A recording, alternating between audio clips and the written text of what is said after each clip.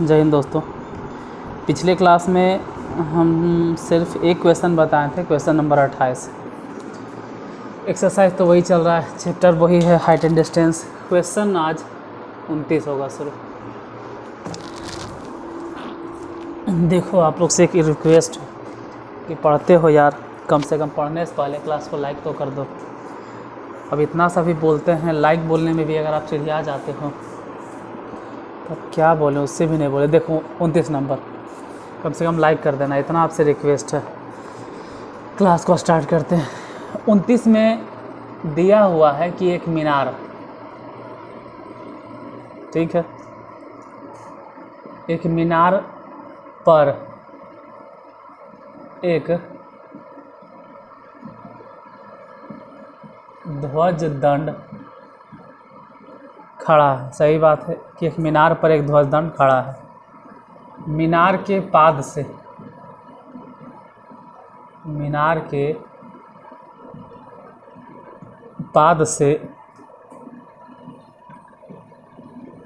60 metre कर दूरी पर, ये क्या है, 60 मीटर की होगा, 60 मीटर की दूरी पर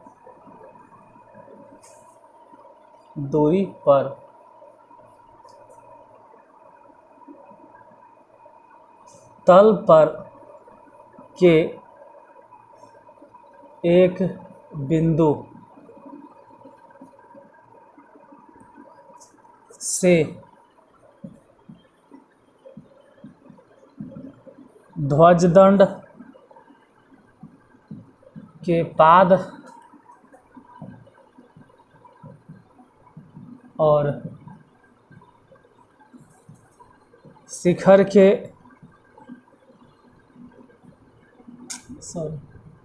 उन्नयन कोण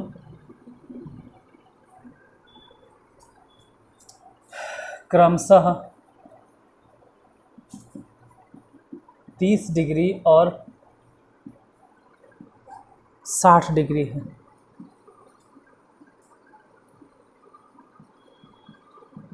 तो ध्वज दंड की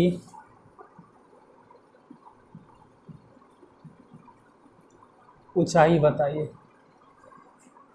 पहले तो पूरा के पूरा अपने आप को झोंक देना है कि आपको क्वेश्चन समझ में आ जाए, और क्वेश्चन समझ में आ जाए इसी के लिए आपके सामने ही हम क्वेश्चन लिखते हैं। देखो हम चाहें तो आपके सामने क्वेश्चन को प्रोजेक्ट भी कर सकते हैं, मानते हैं स्मार्ट बोर्ड नहीं लेकिन प्रोजेक्टर है, लेकिन क्वेश्चन प्रोजेक्ट करने से फिर तो वही तमाशा हो गया, फिर हमको क्वेश्चन एक एक अक्षर पढ़ के, एक एक शब्द पढ़ के समझाना पड़ेगा। क्वेश्चन प्रोजेक्ट कर देंगे, लेकिन बनल बनावल भी अगर आपके सामने प्रोजेक्ट कर देते हैं इसका सॉल्यूशन, तो फिर यूट्यूब पे आने से फ़ायदा मेरा।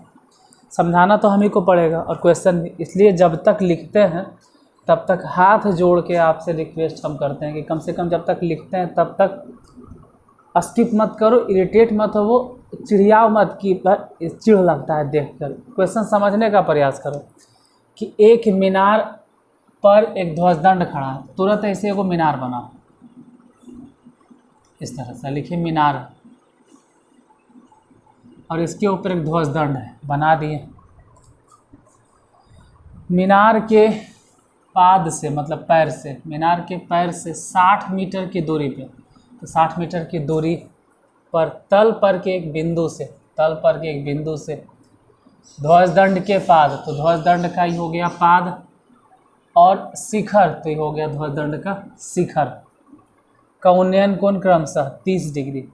मतलब पहले तो पाद है, ये जहाँ पे देखो पहले पाद है, और ध्वजदंड के पाद मतलब पैर का अवनमन कोण या उन्नयन कोण 30 डिग्री, और बाद में शिखर है, तो बाद वाला कोण कितना है 60 डिग्री, तो बाद वाला एंगल हो गया 60 डिग्री। तो ध्वजदंड की ऊंचाई ज्ञात करें। इस तरह के हिसाब में आगे बढ़ने से पहले होल्ड इट, हमको समझाना चाहते हैं कि ऐसे क्वेश्चन में एक चीज़ ध्यान देना है कि दो त्रिभुज दिखाई देगा, और उन दोनों त्रिभुज में जो भुजा कॉमन है, कॉमन मतलब वैसी भुजा जो दोनों त्रिभुज में आ रहा है उसको तो कंसीडर करना ही होगा। उसको आप छोड़ नहीं सकते, उसको तो कंसिडर करना ही होगा, और साथ ही साथ जो निकालना होगा कर्ण लंब उसको कंसिडर करना पड़ेगा। जैसे यहाँ निकालना क्या है, ध्वज दंड की ऊंचाई, तो पहले ध्वज दंड ई हो गया, मान लो x, और मीनार की जो ऊंचाई है इसको मान लीजिए y। अब कहीं न कहीं ऊंचाई निकालना है, यानी हमको मतलब है लंब से, तो लंब तो कंसिडर करना ही पड़ेगा। और क्या कंसिडर करना होगा एक बार देख लेते हैं। ए बी सी, इस जगह पे डी नाम दे दी। देखिए दो गो त्रिभुज दिखाई दे रहा होगा, ए बी सी, ए से बी गए, बी से सी गए, ए बी सी। फिर मान लो तो ए बी सी में 60 सेंटीमीटर आ गया नीचे वाला भुजा। अच्छा, ए डी सी में, इसमें भी नीचे वाला आ गया 60 सेंटीमीटर वाली भुजा। और हम जानते हैं कि 30 डिग्री के सामने अगर ये लंब है, 60 डिग्री के सामने अगर लंब है, तो जाहिर सी बात है कि नीचे वाला आधार है, क्योंकि कर्ण तो 90 डिग्री के सामने होता है और कर्ण चाहिए नहीं। आधार और लंब, अब कौन सा ट्रायंगल है, सॉरी ट्रायंगल बोल रहे हैं, कौन सा टी रेशियो है जिसमें आधार लंब आता है। ऑब्वियसली बात है कि लंब आधार 10 में आता है। तो पहले छोटे त्रिभुज को कंसीडर करो, छोटका त्रिभुज, त्रिभुज छोटका ए डी सी, त्रिभुज ए डी सी में, और त्रिभुज ए डी सी में tan 30 degree, tan 30 degree, tan 30 degree equal to लंब, लंब माने क्या है, 30 डिग्री के सामने वाली भुजा लंब। और डायरेक्ट जानते हैं कि लंब y है, आधार कितना है 60, तो 60 बैठा दो। हालांकि tan 30 डिग्री का वैल्यू, tan 30 डिग्री के मान रट लो, tan 30 डिग्री अभी लिखे हैं ना, इसको रट लीजिए कि tan 30 डिग्री के 1/√3, tan 30 डिग्री के 1/√3। हाँ, अगर tan 60 डिग्री रहेगा ना तो सिर्फ √3, ये y बटा कितना हो गया 60। ऐसे अगर काटना चाहो तो काट सकते हो, कैसे देखो, 60 को हम लोग ऐसे लिख सकते थे कि 20 और तिया 60, तो तिया को तिया नहीं लिखते, मतलब 20 गुने 3 नहीं लिखे, क्यों, क्योंकि इससे हम काट दिए। इससे 60 को लिखेंगे ना यार, समझने के लिए देखिए यहाँ लिखा देते हैं, 20 गुने 3 लिखते और √3 से गया कट, कई बार में भाई √3 बार में, इसलिए 20√3 है। तो y बराबर तो खैर निकल गया 20√3, लेकिन ये थोड़ा आंसर होगा, y तो मीनार है और हमको निकालना है क्या, ध्वज दंड की ऊंचाई। इसलिए पुनः दूसरा त्रिभुज के बारे में सोचेंगे, ए डी सी, ये तो हो गया, देखो ना छोटका त्रिभुज तो हो गया, बड़ा त्रिभुज ए बी सी, त्रिभुज ए बी सी में यहाँ पे एक कन्फ्यूजन होता है, कुछ लोग कहते हैं ए बी डी में काहे नहीं लेते हैं सर, नहीं लेंगे, क्यों सर, क्योंकि आप जिस लेवल के हैं, 10th स्टूडेंट, 10th वाले स्टूडेंट जब भी त्रिभुज कंसीडर करोगे हाइट एंड डिस्टेंस में, तो हमेशा 90 डिग्री समकोण, तो समकोण के लिए इतना मानना है चाहे इतना मानना है, आपको ये पूरा मानना ही होगा, यहाँ पर आना ही होगा। ABC में फिर वही बात है कि ABC में क्या माने, तो जैसे उसमें माने थे, ये वाला कॉमन भुजा है, इसको तो मानना ही है, और लंब तो मानना पड़ेगा, यानी लंब और आधार। तो इसमें लिखेंगे tan 30 डिग्री नहीं, tan 60 डिग्री। अब tan 60 अगर माने हैं यहाँ से यहाँ तक, तो पूरा लंब देखो, तो लंब हो गया x प्लस y बटा आधार की अगर बात करें तो आधार हो गया 60। हालांकि अभी हम बोले हैं कि tan 60 डिग्री का वैल्यू कितना होता है, सोचिए, तब तक हम भी अपना लेवल देख लेते हैं। हाँ ठीक है, दिख रहा है, tan 60 डिग्री का वैल्यू √3, tan 60 डिग्री की वैल्यू सिर्फ √3, सिर्फ √3, tan 30 डिग्री की वैल्यू 1/√3, याद रखना। इधर हो गया x माने x, हालांकि y का वैल्यू पुट कर दो ना, y मतलब कितना, यहीं से रख दो 20 अब प्लस नहीं, प्लस कैसे बोल रहे हैं, 20√3 डायरेक्ट 20√3 है, ज़्यादा डिस्टेंस पे हो गया, 20√3 अब बटा में 60। अब देखिए 60 को अगर यहाँ गुना कर दें, 60 अगर गुना कर दें तो 60√3 हो जाएगा। 60√3 बराबर के उस तरफ क्या बच गया, x और प्लस 20√3। तो x बराबर कितना हो जाएगा, 60√3 में से अगर 20√3 घट भी गया तो घट के कितना होगा, 60√3 में से 20√3 घट गया 40√3। और x क्या माने थे, ध्वजदंड की लंबाई। इसका मतलब है कि हमसे जो पूछ रहा था कि ध्वजदंड की ऊंचाई कितना होगा, वो x माने थे। और x बराबर अगर आंसर आ गया है, यानी हम कह सकते हैं कि ध्वजदंड की ऊंचाई आ गया, तो ध्वजदंड की ऊंचाई हो जाएगा 40√3 मीटर। स्क्रीनशॉट ले लीजिए। देखो हमको इतने से बोर्ड में पूरा कंप्लीट करना होता है, ज़्यादा अगर कवर करेंगे, बोर्ड तो बहुत बड़ा, उतना अगर कवर करेंगे तो फिर छोटा छोटा दिखेगा, बहुत छोटा दिखेगा तो वो भी अच्छा नहीं। ऐसे भी छोटा छोटा दिखता है लेकिन इतना छोटा नहीं दिखता, इससे काम चल जाता है। और पूरा बोर्ड अगर कवर करते हैं तो बहुत छोटा दिखाई देगा, फिर समझ में नहीं आएगा आपको। 29 नंबर क्वेश्चन नहीं समझ में आ रहा तो कोई बात नहीं, इसी को दोबारा फिर से चला के एक बार देख लीजिएगा। 30 नंबर क्वेश्चन, आपके पास किताब भी नहीं है तो कोई बात नहीं, हम क्वेश्चन भी लिख रहे हैं, आप क्वेश्चन समझने पर ध्यान दीजिए। 30 नंबर में एक पैडेस्टल का मतलब होता है जिसके ऊपर मूर्ति रखा जाता है। देखोगे चौक पे किसी किसी का मूर्ति लगा रहता है, चौक के ऊपर मूर्ति जो रखा हुआ है, जिसके ऊपर मूर्ति रख लो उसको पैडेस्टल बोलते हैं। पैडेस्टल सीमेंट का होता है, कहीं कहीं बना हुआ रहता है आर्टिफिशियल, ऐसे ही मतलब उठा के ले जा सकते हैं। पैडेस्टल के शिखर पर एक 1.46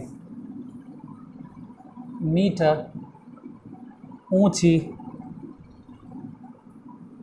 मूर्ति लगी है, ठीक है। भूमि के एक बिंदु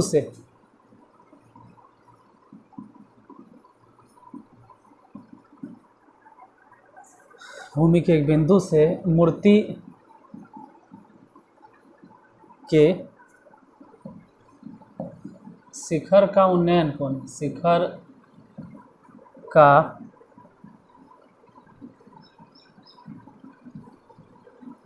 उन्नयन कोण 60 डिग्री है और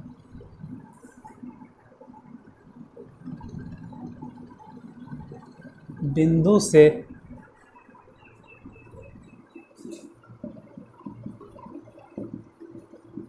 पैडेस्टल के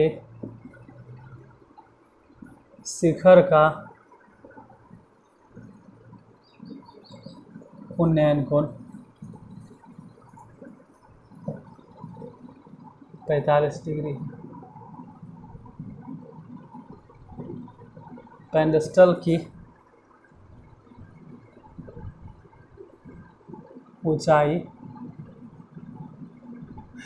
ज्ञात करें।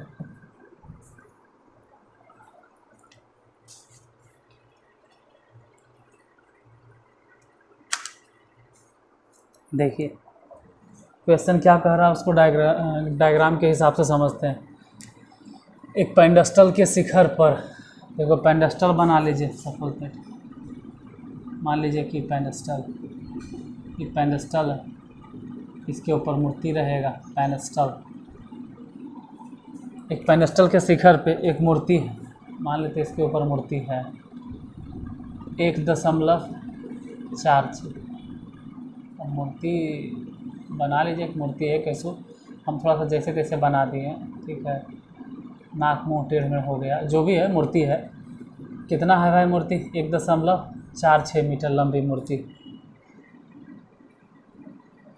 भूमि के एक बिंदु से, कहीं भूमि का एक बिंदु कंसीडर कर लो, एक बिंदु से मूर्ति के शिखर का उन्नयन कोण 60 डिग्री। ये मूर्ति का शिखर, इसका उन्नयन कोण 60 डिग्री है। और बिंदु से पेंडस्टल के शिखर, पेंडस्टल का शिखर तो यहीं तक हो गया। पेंडस्टल मतलब ये वाला, पेंडस्टल के शिखर का उन्नयन कोण 45 डिग्री है। तो पेंडस्टल की ऊंचाई ज्ञात करें, मतलब ये वाला पेंडस्टल की ऊंचाई मान लीजिए x है। एक चीज़ कंसीडर करना है कि इस बार फिर से दोनों ही ट्रायंगल में कॉमन क्या है। मान लिया जाए कि a है, b है, c है और यहाँ d दे दिए। दोनों ही त्रिभुज में कॉमन क्या है? e, जो नीचे दिखाई दे रहा है, इसको बोलते हैं आधार। देखो 45 डिग्री के सामने वाली भुजा लंब, चाहे 60 डिग्री कंसीडर करते हो तब भी लंब, तो ये तो आधार हो गया। आधार दोनों ही कॉमन है दोनों में, तो ये तो होगा ही होगा आधार। और जो निकालना है वो कहीं न कहीं लंब है। 45-60 के सामने वो लंब है, तो लंब भी निकालना है।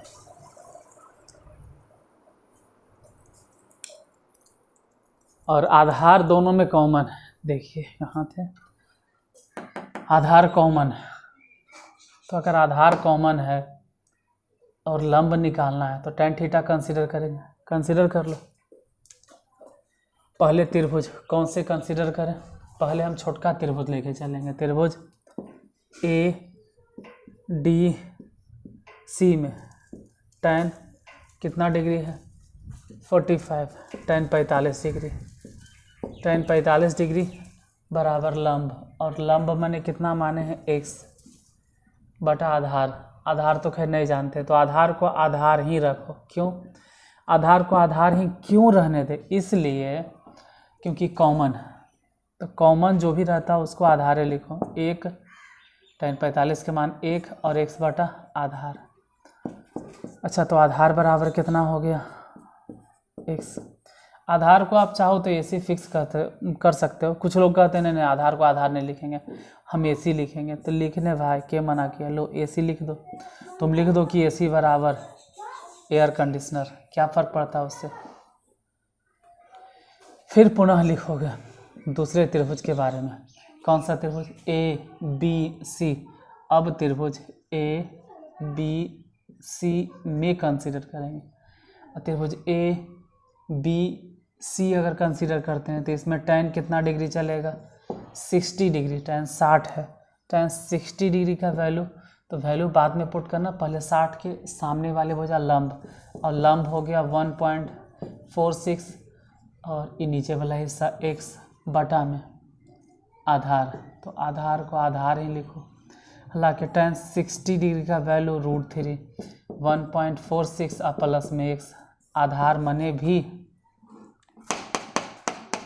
x। इसको गुना करो। देखो √3 का मान 1.732 ज़्यादा अच्छा रहेगा। इधर x, इधर हो गया 1.46 और प्लस में x। एक काम करो कि x को घटा दो इधर, तो 1 में से वो घट गया तो 0.732x इज इक्वल टू 1.46। हम बताते हैं, बटा में 3 जीरो, बटा में 2 जीरो, 2 जीरो से 2 जीरो कट गया, फिर भी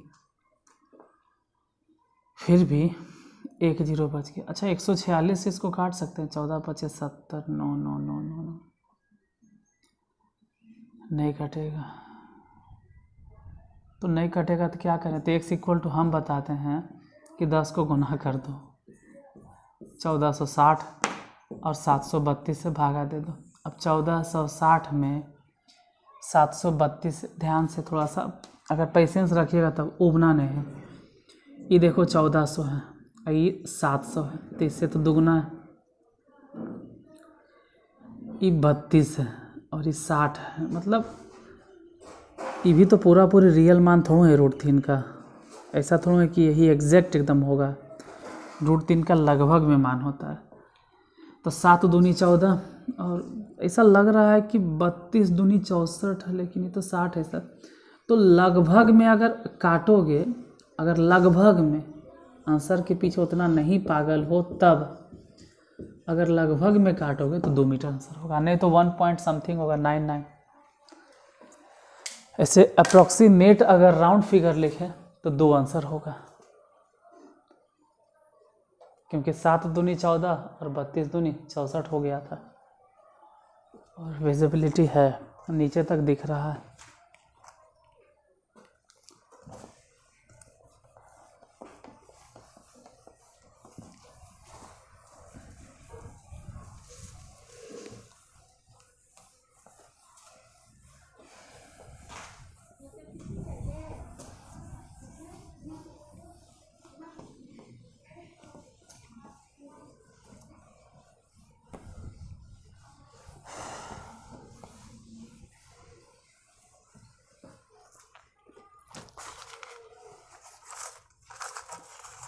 क्वेश्चन नंबर 31।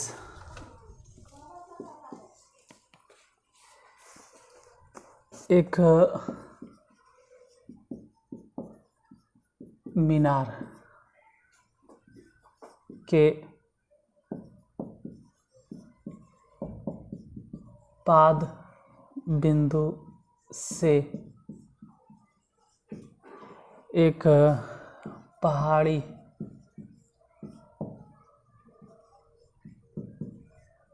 का उन्नयन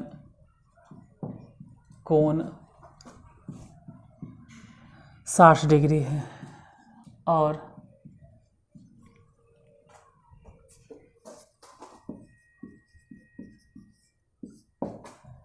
पहाड़ी के पाद बिंदु से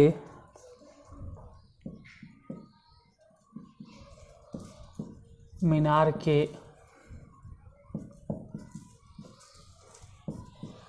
शिखर का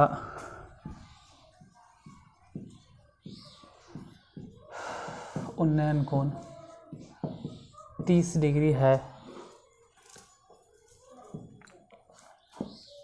यदि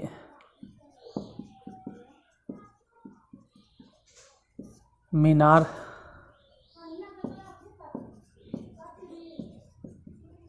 50 मीटर लंबी हो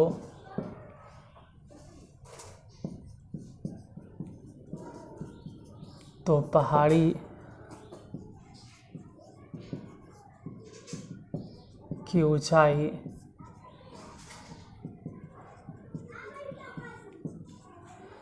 क्या होगी।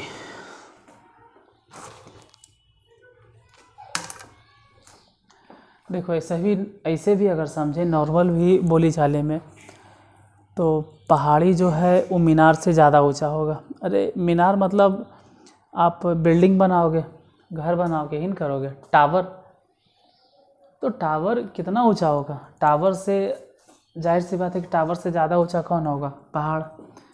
जैसे हम राजगीर के आसपास के क्षेत्र में रहते हैं, तो राजगीर के जो पहाड़ी है, राजगीर में पहाड़ तो नहीं बोलेंगे, पहाड़ है, पहाड़ी है, पहाड़ी इलाका है।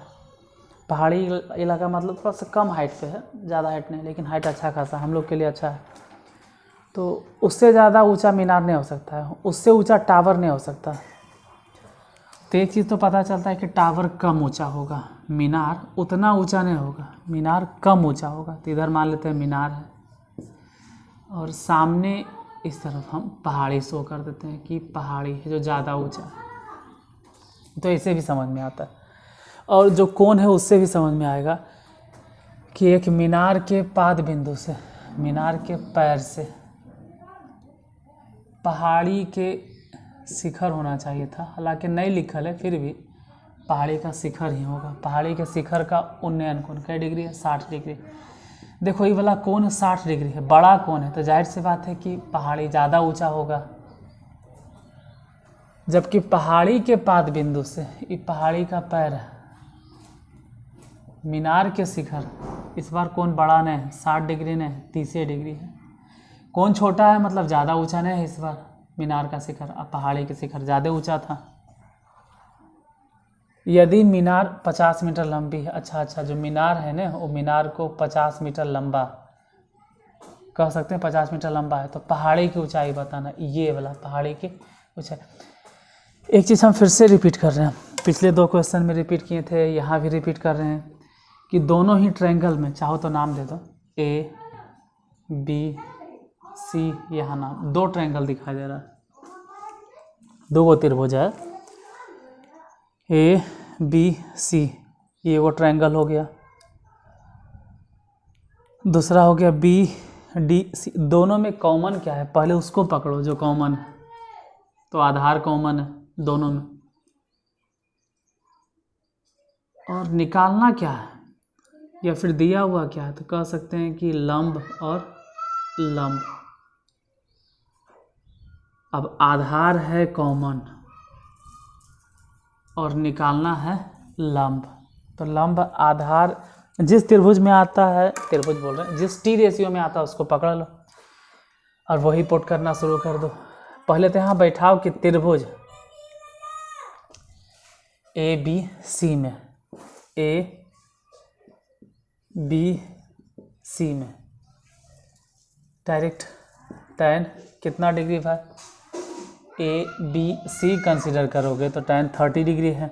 कहेंगे यही वाला पहले काहे बैठा है, क्यों, क्योंकि tan 30 डिग्री में कम से कम लंब तो पता है ना 50, tan 60 में चले जाओगे तो ना तुमको लंब मालूम है, यानी पहाड़ी तो निकालना ही है, और आधार भी नहीं मालूम, इसलिए 60 पे मत जाना, tan 30। अब 30 डिग्री के सामने वाली हो जाए लंब, और लंब पता है कि 50,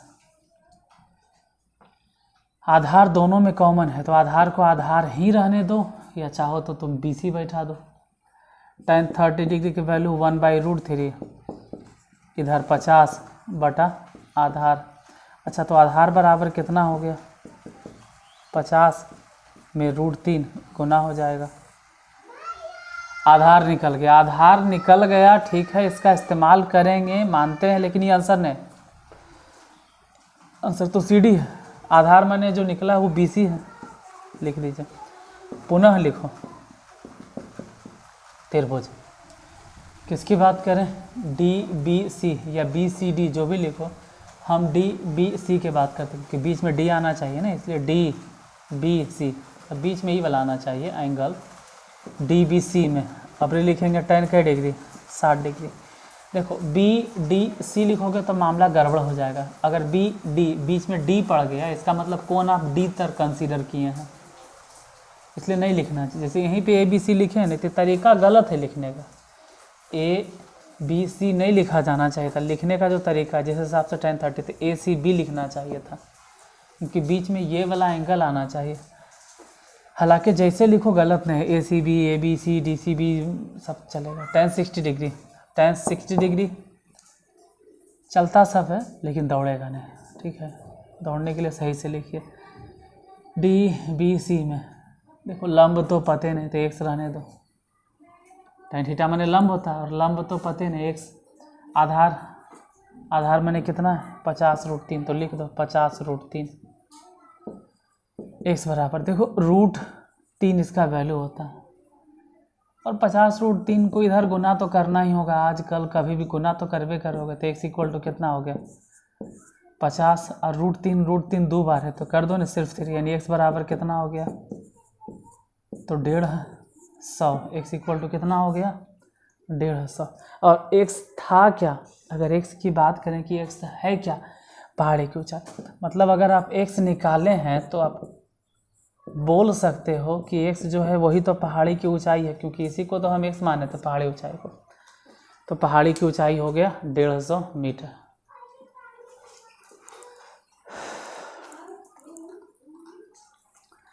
तीन को क्वेश्चन सॉल्व, टाइम तो आधा घंटा हो गया, लेकिन 3 क्वेश्चन में हम ही नहीं सेटिस्फाइड होते हैं, हमको लगता है कुछ नहीं पढ़ा है, और तुम लोग को लगता होगा बड़ी धीरे धीरे पढ़ा रहे, क्या करें, कंसीडर हम सबको नहीं करेंगे, मतलब हम सबको लेके चलेंगे यार, इतना लेके चले कि मैथ है और जितना हो सके अधिक से अधिक लोगों को हम समझा पाएँ। स्पीड में अगर पढ़ाएंगे तो तेज़ हैं, आप समझ जाइएगा, बहुत अच्छी बात है, लेकिन उनका भी ख्याल कीजिए जो कमज़ोर है, और हम उन्हीं लोगों पे ध्यान रखते हुए थोड़ा सा धीरे धीरे चलते हैं।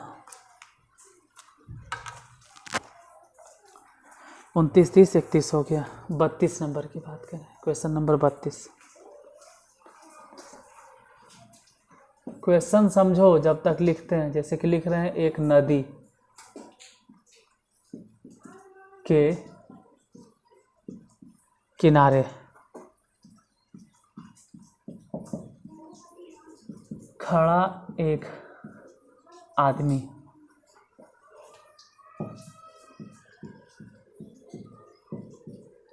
देखता है कि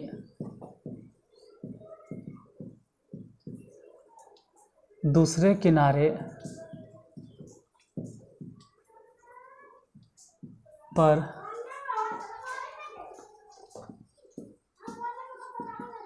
ठीक उसके सामने खड़े एक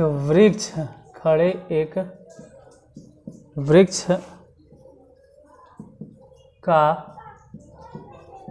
उन्नति कोण 60 डिग्री है। जब वह आदमी किनारे से 40 मीटर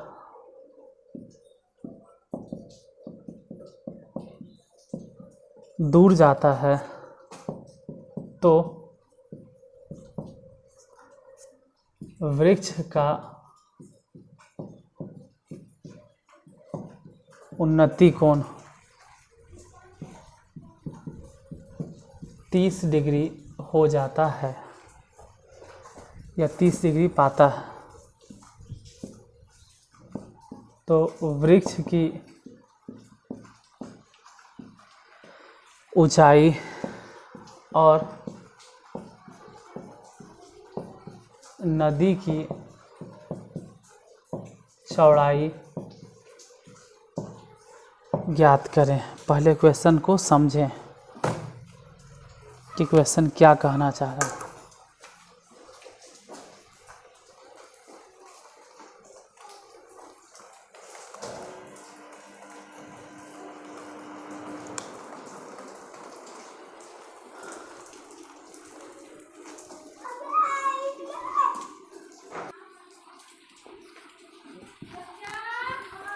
देखो, एक नदी के किनारे मान लीजिए कि नदी पास हो रहा है, इस तरह से सपोज दैट ये नदी है। अब नदी के किनारे खड़ा एक आदमी देखता है। मान लो यहाँ पे आदमी है, सपोज दैट इधर आदमी है। एक नदी के किनारे खड़ा एक आदमी देखता है कि दूसरे किनारे पर, अच्छा नदी के उस ओर, मान लीजिए नदी है, उस और दूसरे किनारे पर उसके सामने एक खड़े वृक्ष का उन्नति कोण 60 डिग्री। अच्छा, मतलब इधर एक वृक्ष है और इसका उन्नयन कोण फिलहाल अभी कितना है भाई? 60 डिग्री।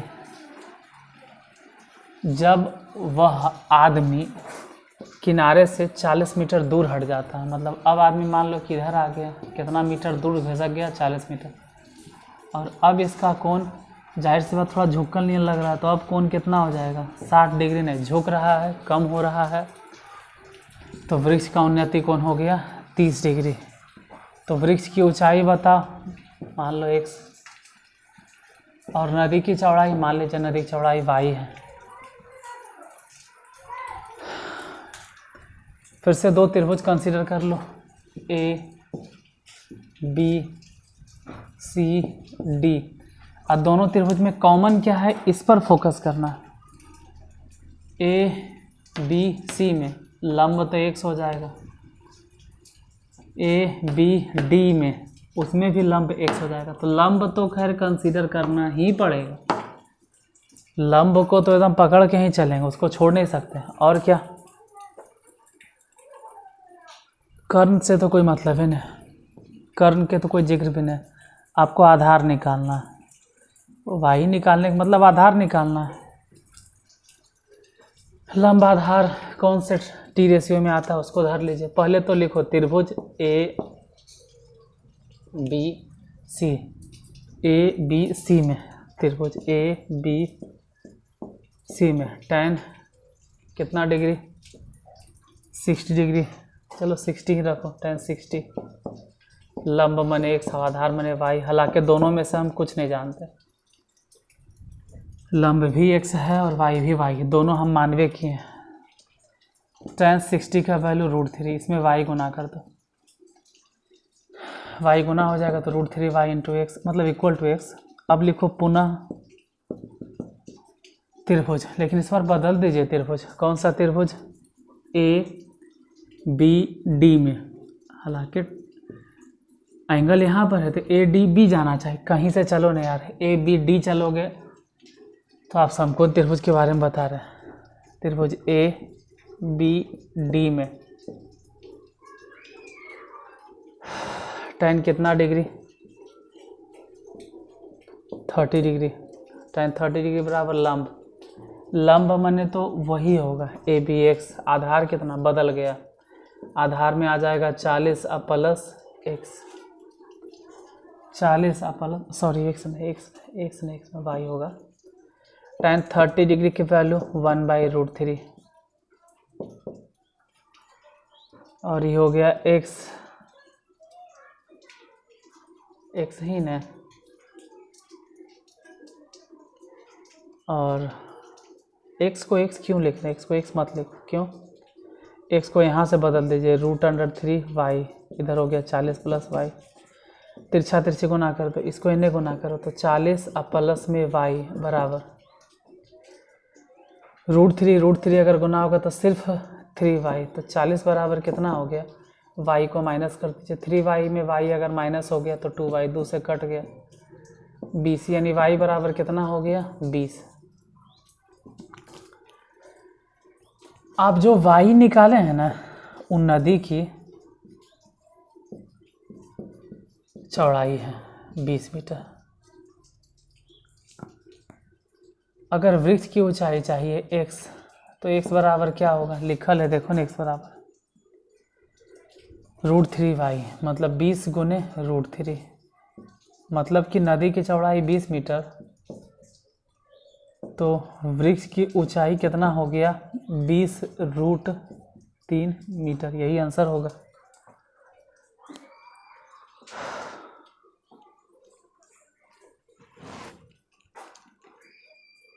नोट डाउन कर लो या स्क्रीनशॉट ले लो, जो आपके लिए सहूलियत हो वो कीजिए।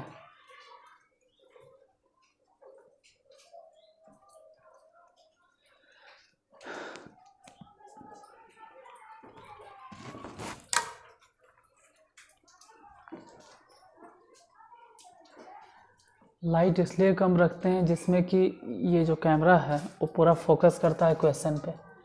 अगर लाइट थोड़ा ज़्यादा कर देते हैं तो कैमरा क्वेश्चन पे कम फोकस करेगा, ठीक है, और चेहरे पे ज़्यादा फोकस करेगा। तो आप लोग को लग रहा होगा अंधेला अंधेला जैसा, जानबूझ के हम अंधेला के लिए रहते हैं। दिन के लाइट में हम लाइट कम कर देते हैं, और रात में मून लाइट हम ला नहीं सकते हैं। मून लाइट लाने में जानते हैं 4000 4,500 लगता है एक लाइट में। वो अजीब सा लाइट रहता है, उसमें मतलब इसी तरह के शो करेगा।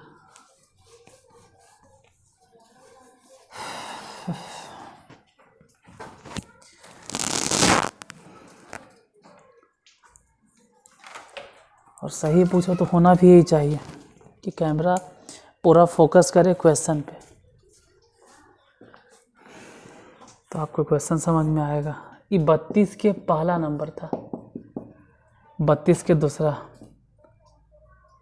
एक उसी तरह से है, लेकिन दोबारा बता देंगे तो बेहतर हो जाएगा पहले से। एक नदी के किनारे पर एक टावर लंबवत खड़ा, टावर के ठीक सामने दूसरे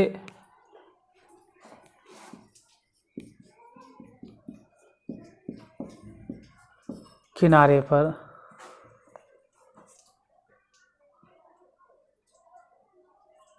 एक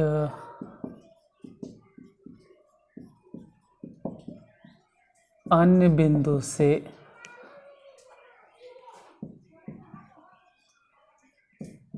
टावर के शिखर का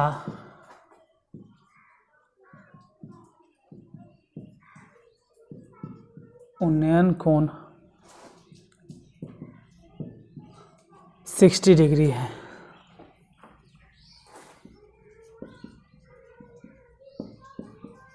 किनारे पर इस बिंदु से 30 मीटर दूर और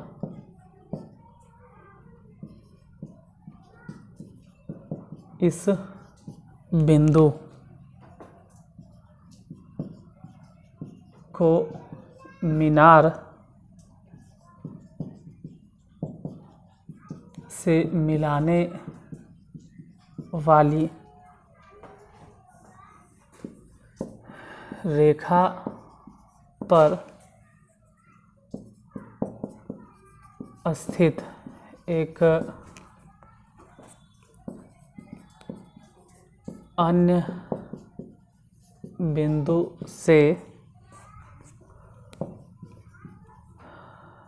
टावर के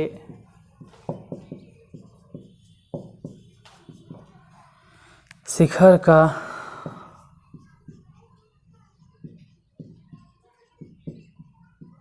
उन्नयन कोण 30 डिग्री।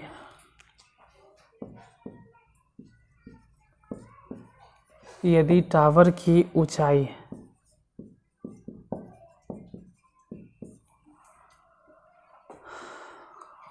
यदि बोल रहे हैं टावर की ऊंचाई और नदी की चौड़ाई ज्ञात करें। उसी तरह के क्वेश्चन फिर से रिपीट हुआ है जो 32 के पहला था।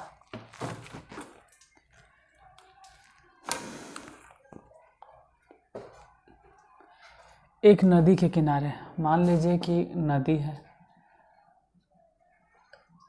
नदी है उतना के पानी शो करता है, नदी है, इस किनारे पर कहीं उस किनारे पर टावर खड़ा है, ठीक है, टावर बना दिए, दिखाई दे रहा है, कोई दिक्कत नहीं।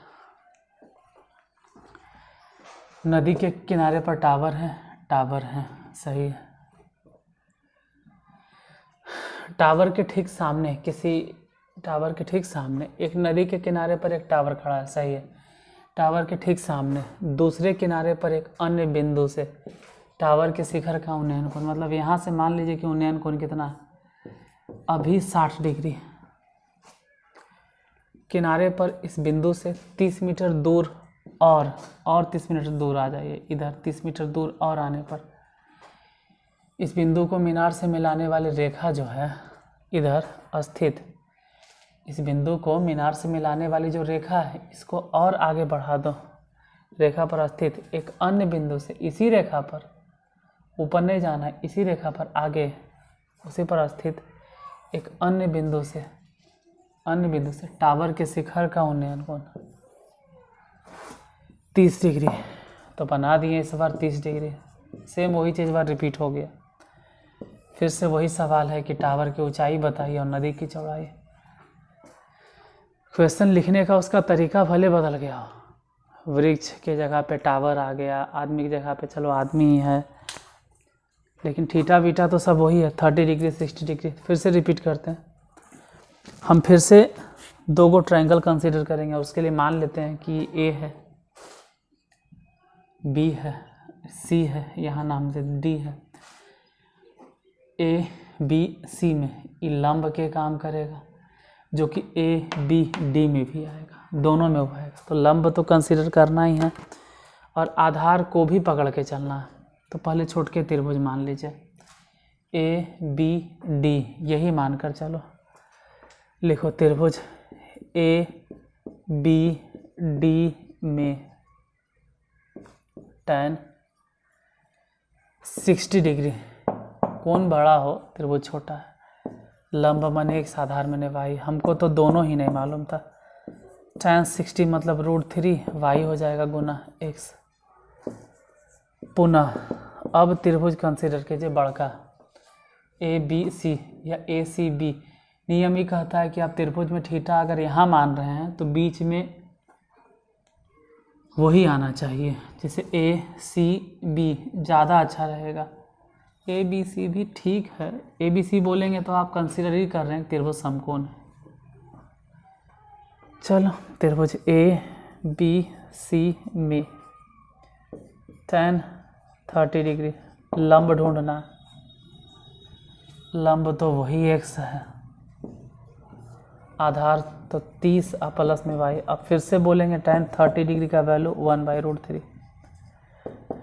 अच्छा x मतलब बदल दो, कितना √3y, अब बटा में 30 प्लस y, तिरछा तिरछी गुना इधर गुना किए तो 30 प्लस y हो गया, √3 सिर्फ 3y हो गया, तो 30 बराबर 2y, 2 से कैंसिल, 15 बार y बराबर 15। और जो y है वो है नदी की चौड़ाई 15 मीटर। x बराबर कितना होगा, तो x बराबर था √3y, y मतलब 15, तो लिख दो 15√3, मतलब ये हो गया टावर की ऊंचाई 15√3 मीटर, टावर की ऊंचाई।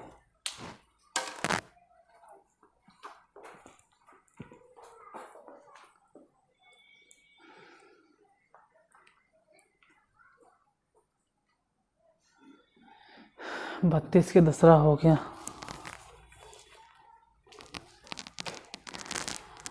तैतीस नंबर क्वेश्चन भी देख लेते हैं, छोटा।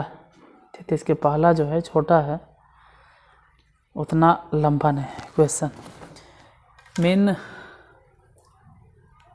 ज़्यादा जो बोर आप लोग हो जाते होंगे नहीं क्वेश्चन लिखने में, और क्वेश्चन लिखना ज़रूरी है। अगर नहीं लिखते हैं पहले से, अगर आपको पीपीटी दिखा देते हैं या प्रोजेक्ट कर देते हैं हम क्वेश्चन को भी, तो फिर पढ़ के समझाना ज़रूरी है। तो समझाने में उससे थोड़ा सा कम टाइम लगेगा, लेकिन टाइम तो लगेगा उसमें भी, तो थोड़ा ज़्यादा ही टाइम लगे हम लिख देते हैं आपके सामने।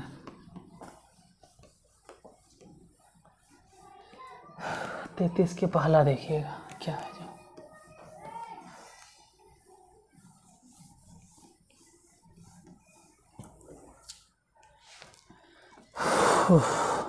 गर्मी है यार।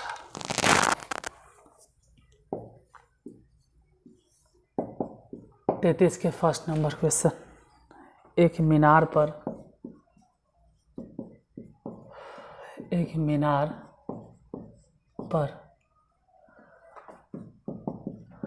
10 मीटर ऊंचा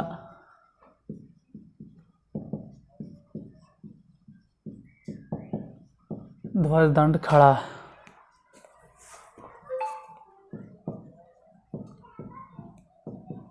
धरती पर के एक बिंदु से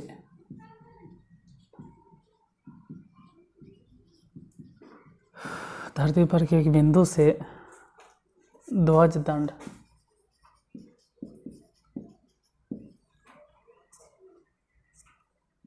के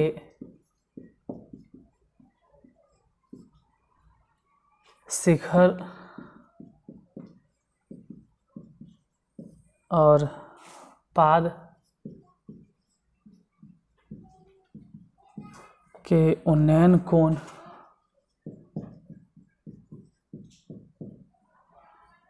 60 डिग्री और 30 डिग्री है। तो मीनार की ऊंचाई ज्ञात करें।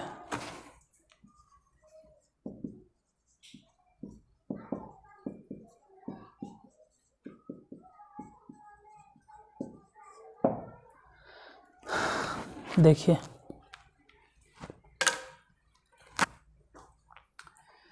एक मीनार पर 10 मीटर ऊंचा ध्वज दंड खड़ा है, तो फिगर वैसे ही बनाना है कि मीनार है, इसके ऊपर एक ध्वज दंड खड़ा है, एक मीनार पर 10 मीटर ऊंचा, तो जाहिर सी बात है जो ध्वज दंड है वो 10 मीटर ऊंचा है।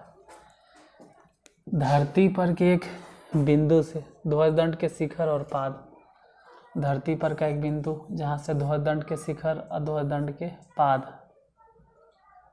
का उन्नयन कोण, तो ध्वज दंड के शिखर का उन्नयन कोण 60 डिग्री और ध्वज दंड के पाद का उन्नयन कोण 30 डिग्री, ये वाला।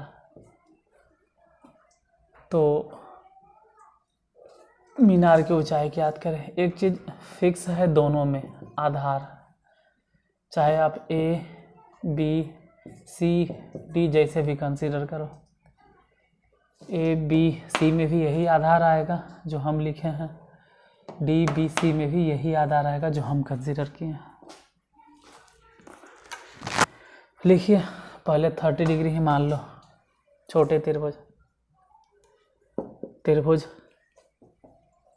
डी बी सी में या डी सी डी में या बी सी डी में, जो भी मानना है, बी सी डी में tan, बार बार टैने का है मानते हैं क्योंकि अभी तक फिलहाल जो भी मान रहे हैं उसमें कर्ण के कोई लेना देना नहीं होता है। पार्टिसिपेट या तो लंब लेता है या तो आधार लेता है, इसीलिए tan 30 डिग्री, लंब माने कितना, तो tan 30 डिग्री के सामने वाली भुजा लंब यानी x हो गया। आधार को फिलहाल आधार ही कंसिडर करो, बहुत करोगे तो BC लिख दोगे।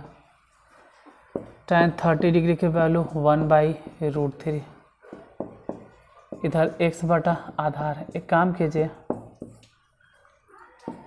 आधार बराबर निकाल लो √3x, इसको सेपरेटली रहने दीजिए, मतलब अलग से ही रहने दीजिए। पुनः लिखो त्रिभुज, दूसरे त्रिभुज ए बी सी जैसे भी कंसिडर करो, AC B मान लो, ABC में इस बार tan कितना डिग्री,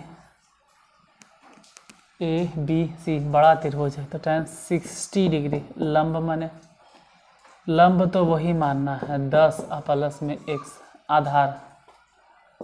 आधार को आधार ही कंसिडर करो, इसका वैल्यू √3, 10 प्लस x। एक काम कीजिए, आधार का आप मान कुछ न कुछ x के टर्म में निकाले थे, √3x यहाँ है निकला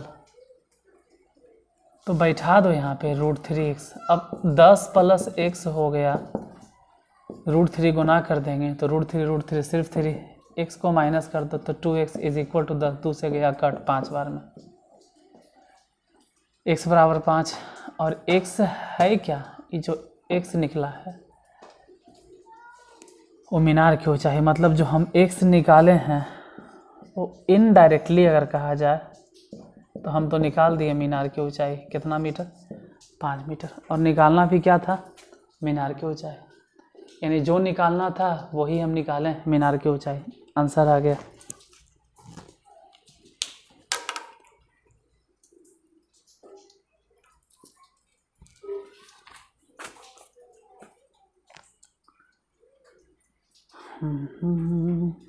तैतीस के पहला, 33 के दूसरा बता दें या एक बार टाइम देख लें। 54 मिनट हो गया है, लगभग 1 घंटा टाइम हो ही गया है। तो 33 के पहला बता दिए हैं। दूसरा क्वेश्चन, दूसरे क्वेश्चन के लिए अगर आपको सॉल्यूशन चाहिए तो फिर कल मिलते हैं। आज यहीं तक, और जो अभी तक लाइक नहीं किए हैं बाद में आए हैं, जाते जाते क्लास को लाइक कर देना, आपसे यही रिक्वेस्ट है। फिर मिलते हैं कल इसी टाइम पर। अगर अगला क्वेश्चन का सॉल्यूशन चाहिए तो आपको कल तो देखना ही पड़ेगा। इसी टाइम पे फिर मिलते हैं कल। आज के लिए धन्यवाद।